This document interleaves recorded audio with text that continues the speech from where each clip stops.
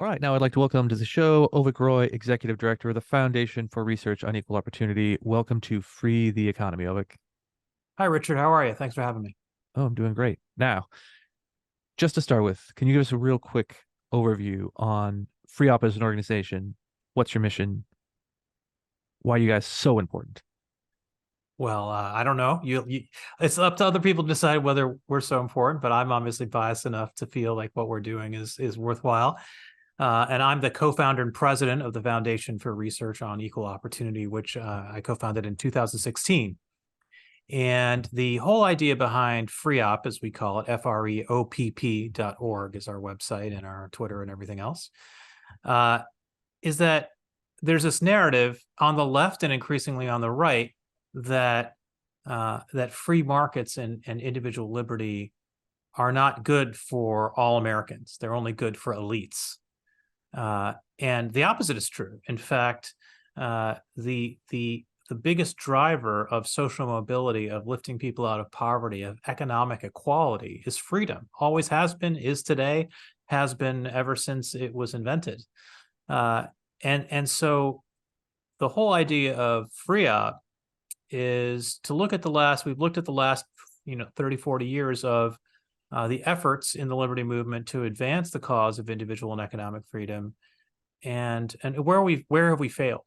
If you look at, okay, those who have a different view of economic freedom, who are skeptical of economic freedom, they have a lot of legislative victories that they've piled up. You think about the Affordable Care Act, you think about Dodd-Frank, you think about the Inflation Reduction Act, up and down the list. There's lots and lots of big legislation, multi-trillion-dollar legislation that has transformed the economy in a more government-oriented direction. How many comparable victories does the freedom side have? Does the pro-freedom side have? Almost none.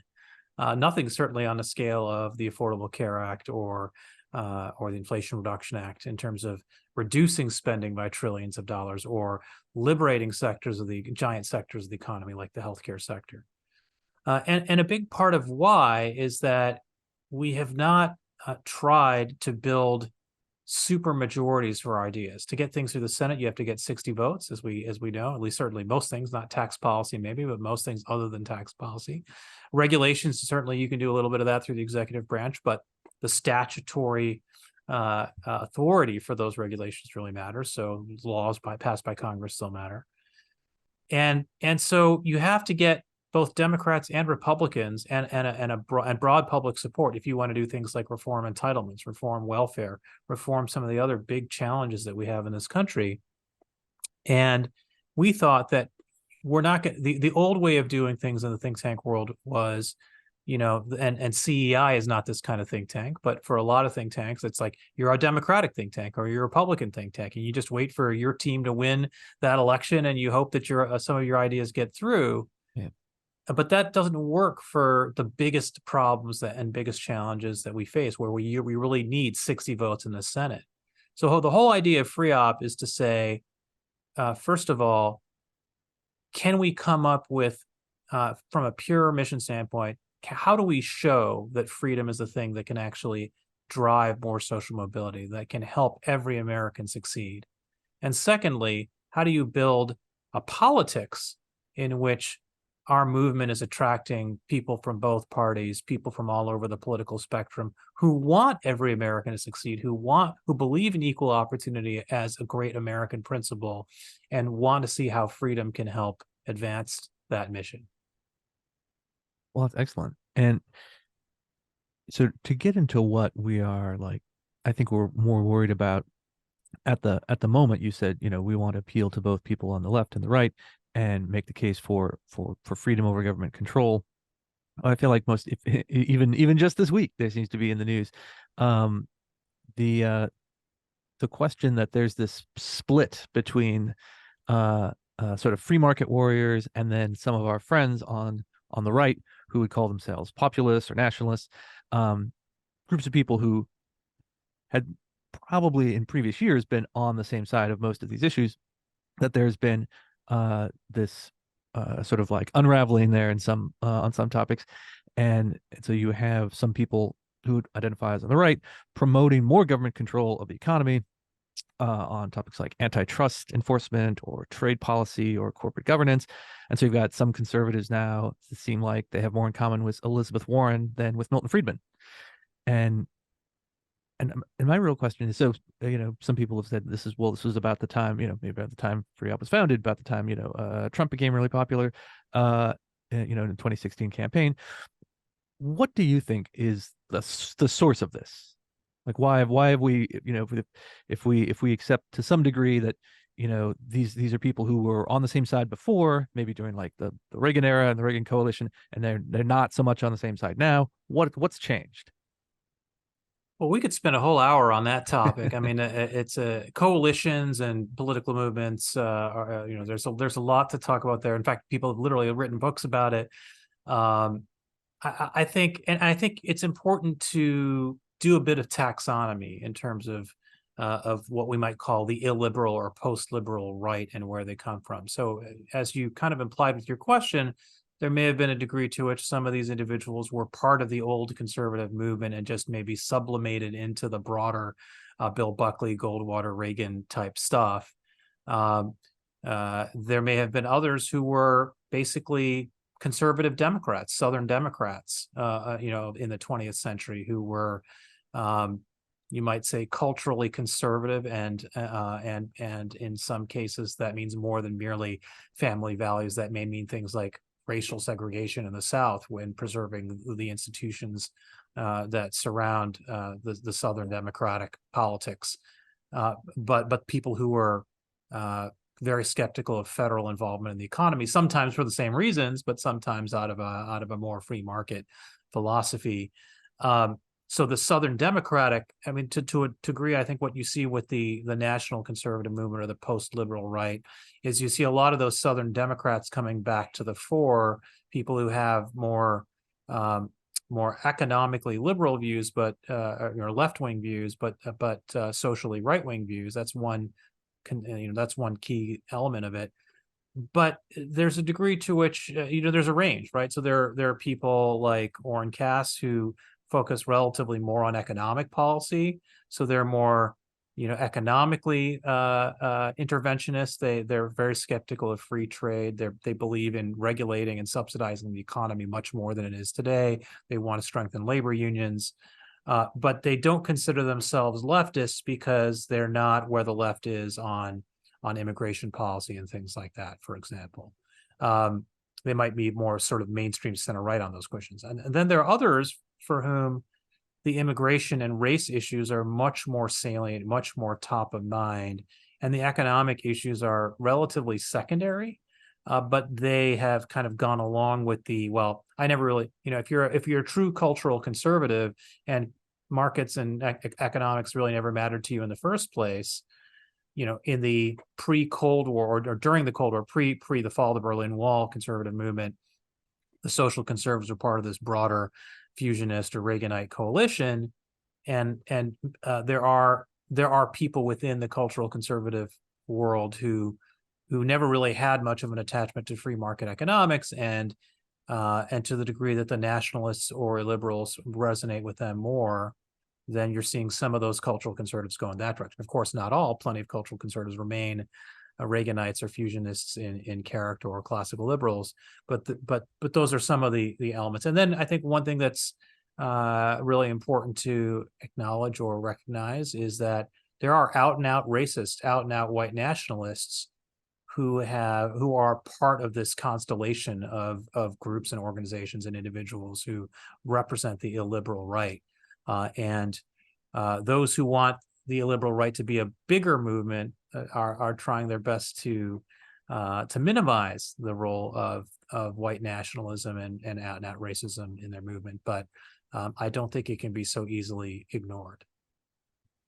Right. Now, of course, you're one of the people who's most prominently out there trying to reinforce this sort of classical liberal freedom movement coalition. Defending America's private sphere of action rather than coming up with more and more ways to give power to politicians and bureaucrats. And the one manifestation we've seen of that, one very specific thing, is the Freedom Conservative Statement of Principles, which is this public sort of open letter modeled in some ways on some previous public statements and political movements in the U.S. Why this? Like, why now? What is important about it being, well, one, what's important about the 10 principles, but also why does it need to be a public open letter? Why can't we just, would we want to say, oh, well, we know people who are our friends and allies in the conservative movement, and we'll just have private conversations and try and convince them, and we don't want to like make it look like there's a big conflict. What's the strategy? Well, we're recording this podcast in 2023, and it's really around this time 8 years ago that Donald Trump came down that golden escalator and launched us into the very interesting political era that we're in now. And I think there's a degree to which a lot of people hoped that Trump would be a kind of like a comet that would go through the sky and then disintegrate, right? That he'd come in, eventually he would either lose elections or serve his 2 terms or whatever it is, and then life would go on. And that hasn't happened. In fact, there's a couple things to say about that. One, Trump was not a true nationalist. He was a nationalist on some issues. He was a nationalist on trade and immigration, but a lot of his policy victories, in fact, the things that really drove his policy success were traditional free market, pro-liberty ideas, things like the tax reform of 2017, the deregulation agenda that he initiated that was very, very successful, his Supreme Court and judicial appointments, which came out of the traditional conservative movement, the Federalist Society, things like that. Those were the parts. So his presidency was actually a kind of a hybrid between free con elements and NatCon elements. You could say NatCon's having more control over the trade and immigration policies, and free con over the tax regulation and judicial policies. But what the nationalists have done is they've really worked hard, to their credit, you could say, to organize themselves, have a network of people who all know each other, who know each other as allies, boost each other's work, network with each other, say, hey, there's this job opening over here on Capitol Hill, or this job opening over there at a think tank, or we're going to start our new organizations or whatever, and really try to be a feeder so that they have much more influence and impact than their actual numbers or popularity would otherwise indicate they should have. So they've done what classic movements have done throughout history, which is to have disproportionate impact based on the passion and dedication and commitment that they have. So full credit to them in terms of that's the way politics works. They've done a good job of taking their principles and their ideas and having greater influence than they ought to have based on the popularity of their views and the merit of their views. But they have done that, and you see that in the 2024 presidential race. You see that in congressional senatorial races. You see that in races at the state legislature level, where a lot of candidates, particularly on the Republican side, have come to the conclusion that in order to attract base voters who vote in primaries, they have to be more nationalist. Now, a lot of that is kind of an optical illusion. That's not where the base actually is. The base has some nationalist elements to it, but the base remains pro-freedom, pro-free enterprise, things like that. But the nationalists have influenced the politicians to believe that they've got to appeal to nationalists. And so as a result, we've seen a lot of the candidates for office on the Republican side be much more nationalist even than Trump was. Their strategy for defeating Trump in the Republican presidential race is to be more nationalist than Trump, at least in some cases. And so I think you look at all that, both at the presidential level and elsewhere, and I think a lot of us said, you know what? We've kind of sat here and absorbed these ad hominem attacks and these hits and these criticisms for a long time, and we have failed to actually build that network, particularly for young people. Think about it this way. So 8 years ago, Trump comes down that escalator. That was 2015. It's now 2023. Now imagine that you're a 23-year-old kid who's just graduated from college. Your entire sentient life, basically, hopefully you weren't reading, the Wall Street Journal when you were 13. So basically, if you go from high school and middle school on, like, you don't know any other kind of conservatism than the one that you're seeing on Fox News and the other television channels and on social media today. So it was, I think enough time has elapsed where it became, I think, particularly important for young people to see that no, there is this, or if you're a Republican candidate, if you're a Republican candidate running for office, or a Democrat even running for office, or if you're a young person thinking about, okay, I think of myself as a non-leftist, what else could I be?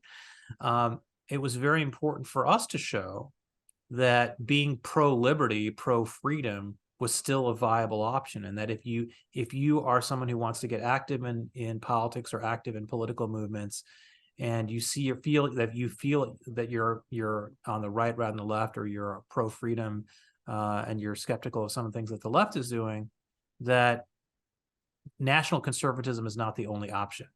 Prior to our statement of principles, you could Google the National Conservative Statement of Principles and you can say, oh, okay, this is now what I'm going to believe, because I may not believe all these things today, but I'm going to sign on to the team. I'm going to sign on to all these principles because that's what my team believes. So if I believe 2 of these things, I might as well believe the other 8. And so it was very important for us to show, hey, there is overlap between what national conservatives believe and what freedom conservatives believe, but there are meaningful differences too. And you should know that there's this other option out there. Well, yeah, and the point about how the younger generation only has a memory that goes back so many years, right? And I think people like you and I, who are still very young at heart, but have been I hope so. around for a little while, do sometimes forget that. Like there is a sociology professor out there who for every year for the past several years sends around a memo, originally just to his colleagues. Now it's a national media event, where it says, remember, the 18-year-olds who are arriving at college this year, they've never bought a CD. They don't even know what iPods are, right? Because even that's old technology. They've never seen this, that, and the other TV show that you're familiar with. These sort of cultural signifiers that help remind some of us who are a little bit older that actually the perspective of someone who is 18 to 25 is probably going to be significantly different from our own. And one part of that, I think one example of that I think is interesting, is that worries about globalization and immigration, especially on the economic side, have and especially the idea that more globalization and more immigration is going to threaten blue collar jobs in America. That's been around for a long time, right? The rise of East Asian manufacturing capacity, starting with Japan, but then later South Korea and Taiwan, that goes back to the 70s and 80s. I remember that. Oh yeah. Whether a politician drove an American or an imported Japanese car in the 1980s was like the number one issue everyone cared about. Like if you were driving a Toyota, the United Auto Workers would show up and like sledgehammer your doors if you try to show up to a campaign event that way. That was very big, very dramatic thing in American politics at the time, and that's not too different from people, I feel like, feeling very strongly about things like how we should have more trade tariffs to protect American jobs. And even at the national political level, you had Ross Perot running for president in 1992 on a almost entirely anti-NAFTA campaign. It was patriotic That in and the other federal ways. debt. Yeah. And then Pat Buchanan after him in 1996 on essentially the same platform. Right. Um, Which goes to the point that this has been around for a long time. Nationalism is a very old philosophy. It's been around forever, or at least certainly for several centuries. So these ideas are not new. And I should mention, I grew up outside of Detroit, so I grew up with a lot of those same attitudes. That if you didn't buy an American car, you were a traitor, because I felt it. Because those are my people, and so I totally get the sentiment. I get why people feel that way, but what Detroit taught us, and I mean, again, I watched it in slow motion from when I was growing up in the 70s to now, is that when we did all those things, we tried all those things, right? We forced the Japanese manufacturers to build plants here. We required the cars to have a certain percentage of American parts to them, which was a very complicated regulatory. We did all sorts of things to basically try to stymie the Japanese. And all that did was basically prevent, or it meant that GM, Ford, and Chrysler didn't have to try as hard to meet the Japanese standard of quality and reliability. The reason why Japanese cars, Americans were buying more and more Japanese cars is because they were more reliable. They didn't break down. They held their resale value. And so if you're making $30,000, $40,000 a year, those things really matter to you. And outside of Detroit, where people weren't as concerned about, your local community in supporting those jobs, people said, you know what, I'm going to buy the Toyota because it's going to last me 15 years. I'm going to be able to get 80,000 miles on that car before it breaks down. Whereas that wasn't true of the Buicks and the Dodges and whatnot. So, and by protecting against the competition, all we did was basically allow those CEOs and those management teams and those labor unions to punt the ball down the field, kick the can down the road, and not do the things that were required to compete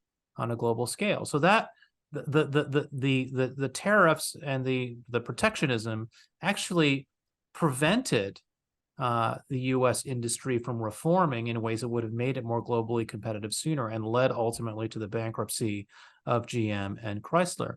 The other thing I would say is that the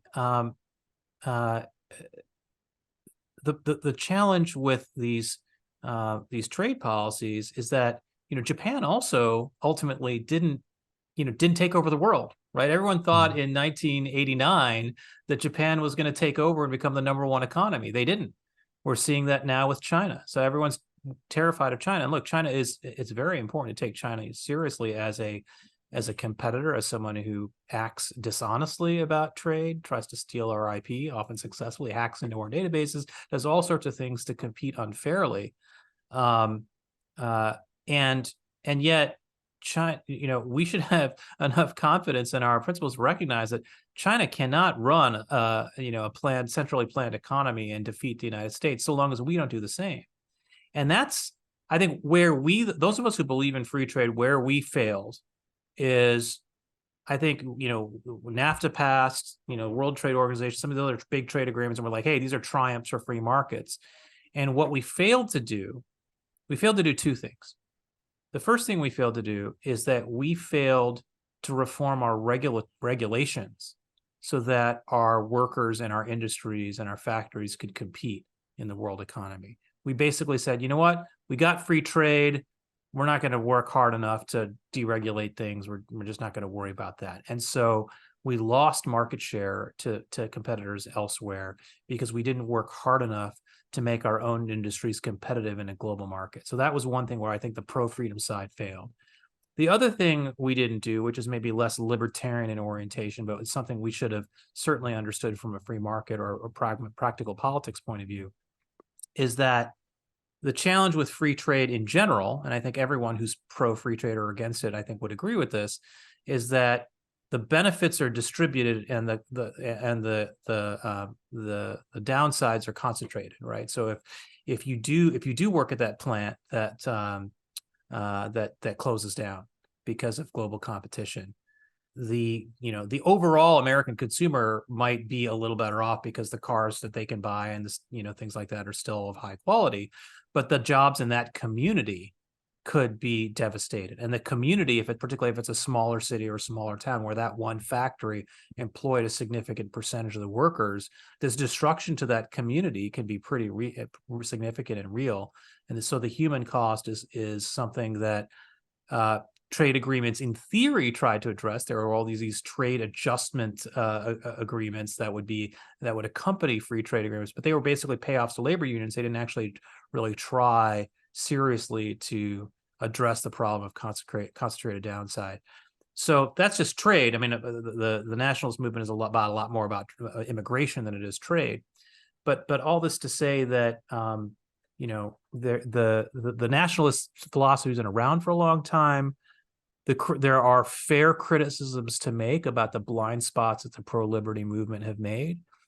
And so part of our goal was not merely to restate the old principles and rally younger cohort to them, but to be honest about where our movement has made mistakes or where we've had blind spots, and to rededicate our movement to addressing the challenges that lower and middle income Americans face. Because at the end of the day, if we want America to be a free country, in a country where everyone gets to vote, who's a citizen, you have to be able to persuade the majority. And the only way you're going to persuade the majority is if you persuade the majority that they're going to be better off under your policies than they are under somebody else's.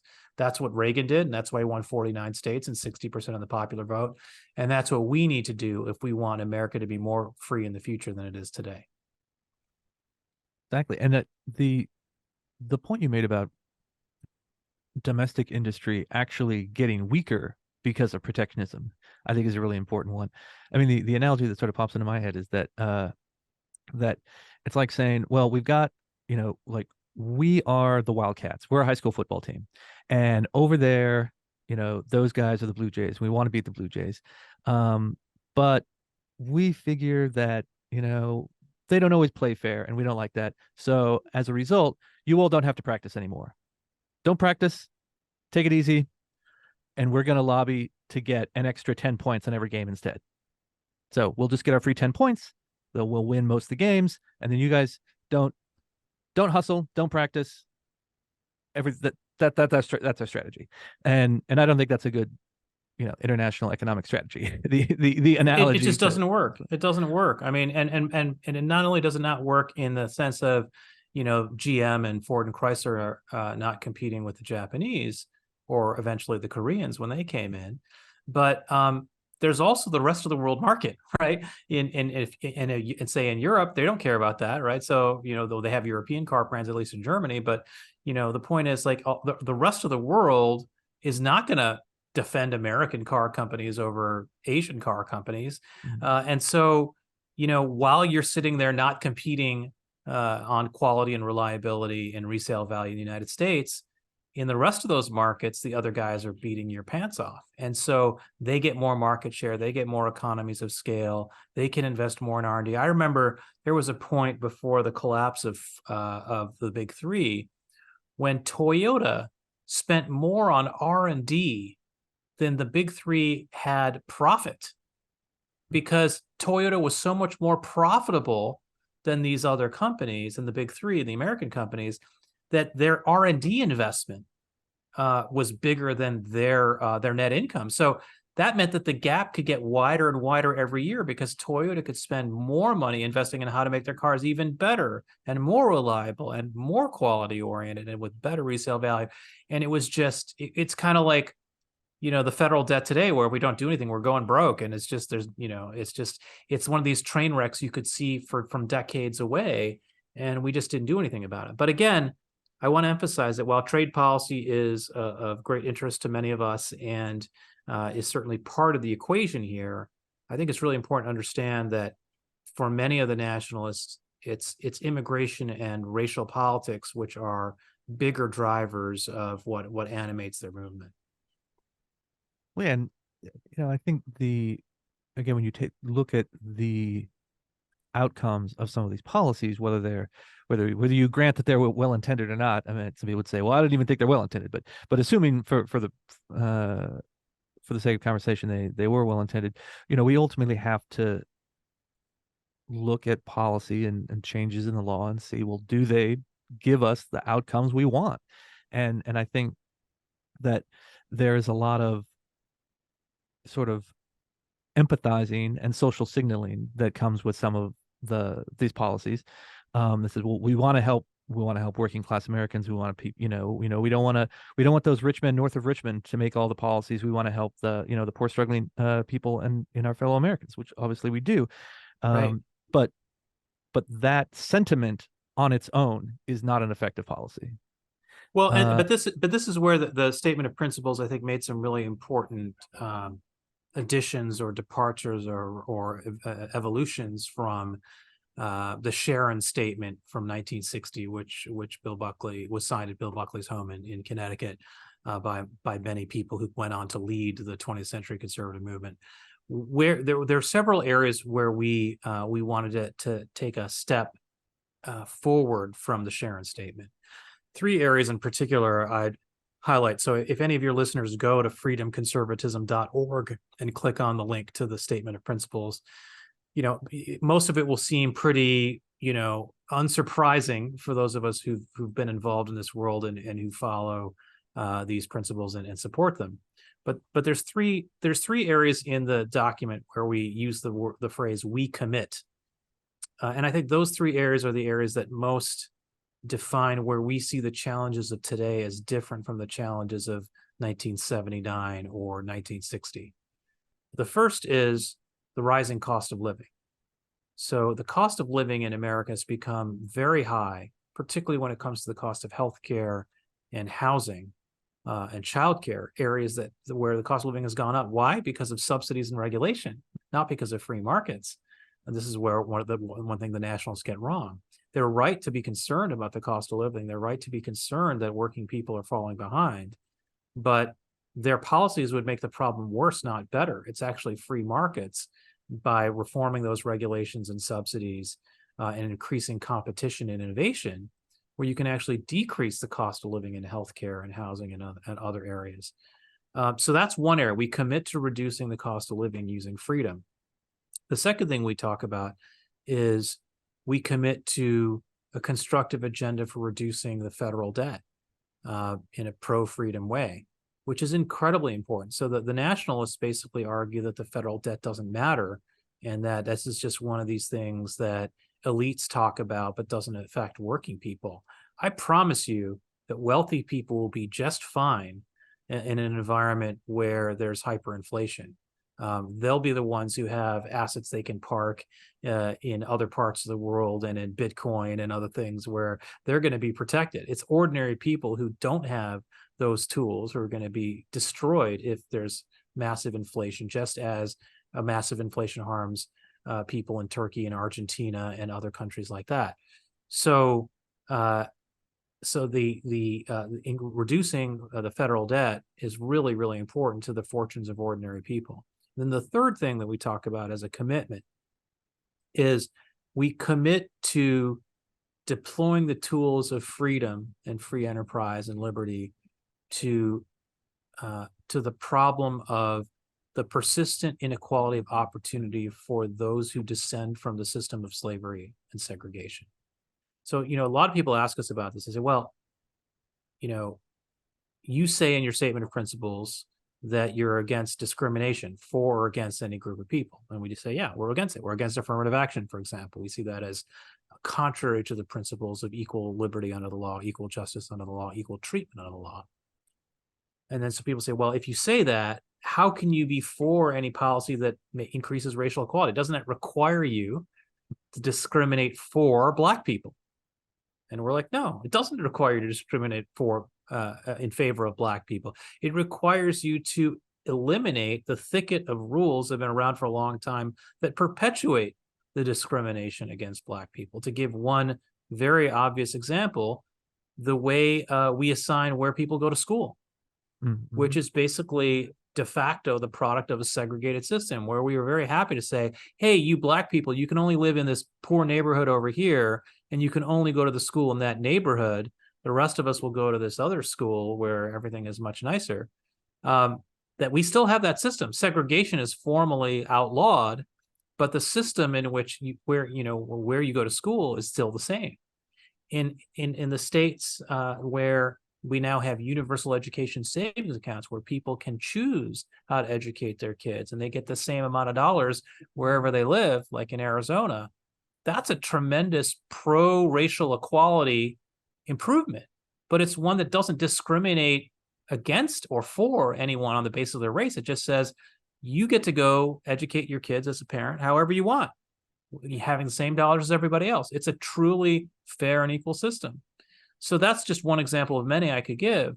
But the point is, those of us who believe in freedom need to use our principles and deploy them for racial equality. We should recognize that hundreds of years of discrimination against Black people has downstream effects that we are still living with, and that we can do something about using policies that are pro-equality. And so that's a commitment that we make in the Statement of Principles that the Sharon Statement signatories did not make. And so I bring up these three commitments again to review. It's the addressing the challenges of cost of living, which affect lower and middle income Americans in particular. It's addressing the federal debt, which will affect lower and middle income people more than it'll affect rich people over time. and a commitment to racial equality through freedom and equal treatment of the law. Those are three commitments that I think are really important for those of us who believe in freedom to build a majority coalition that can achieve all the things we want freedom to achieve for our country. All right. Sounds pretty solid to me. Um, Obviously, there's a lot of work to be done to push those principles forward, both in the world you and I are in, the sort of nonprofit advocacy world, as well as in electoral politics, getting politicians, people who are thinking about being politicians, running for office, to focus on this sort of agenda. Obviously, Freeop, a big part of Freeop's mission in general is public education, spreading the word, doing that kind of advocacy stuff. And I want to ask you about an event you guys have. I think it's your second year conference coming up this fall that I assume will be part of showcasing this agenda. That's here in Washington, D.C., right? Yeah, thanks for mentioning that. So we are having Freeop is hosting a conference in Washington, November 5th through 7th. It's called the Freedom and Progress Conference. And if you go to our website, you can see some links for it. And we'd love anyone is welcome to come. It's open to the public to attend. And yes, at this conference, which is basically a 2.5-day conference, we will be talking about the Freedom Conservatism Statement of Principles. We'll be talking about the broader policy agenda in all these areas. So how do you make housing more affordable? Through free markets. How do you make healthcare more affordable? Through free markets. How do you make energy more affordable? Through more free markets. So in all these different areas, education, we will talk about all the different ways that freedom can improve the lives of, again, Americans on the bottom half of the ladder, Americans who benefit the most from economic growth, from a lower cost of living, and for more job opportunities for job growth and wage growth. So I think one thing that our movement has done wrong is that for so long our rhetoric has been leave me alone and let me keep my stuff, right? Which I get, I want to be left alone and I'd rather keep my stuff than not, I suppose. But, that's not the way to persuade people who need help, who don't have a lot of stuff. If they think if they're looking at you and you're like, and your attitude is you should vote for me because I want you to leave me alone, like that's not a persuasive message, right? The message needs to be, I believe in freedom because I'm my brother's keeper. I believe in freedom because it can make your life better. Let me show you how. And unless that is our message, unless that is our mission, we will not build a majority constituency for freedom. And so I hope that everyone listening today will take that to heart and say, look, whatever issues you care about, whatever issues motivate you to care about politics, think hard about how you persuade the people out there who are not you, why these ideas will make those other people's lives better. And that's the way we're going to win this fight. Yeah, like I always say, we have plenty of problems. We just want solutions that will actually work. And I should mention, Richard, that your CEO, Kent Lastman, is a signatory and has been a great friend of Freedom Conservatism and a great advocate for this project. So I want to thank everyone at CEI who is supportive, and particularly Kent. We love our man Kent. So before we go, I think you said the URL, find you on Twitter. It's at Freeop. And yes, Freeop, FREOPP is our Twitter handle, and my personal Twitter handle is AVIK, my first name, and you can find all our stuff at freeop.org. And if you're interested in the Freedom Conservatism Project specifically, freedomconservatism.org. All right, excellent. Thanks so much, Avik. Thanks, Richard.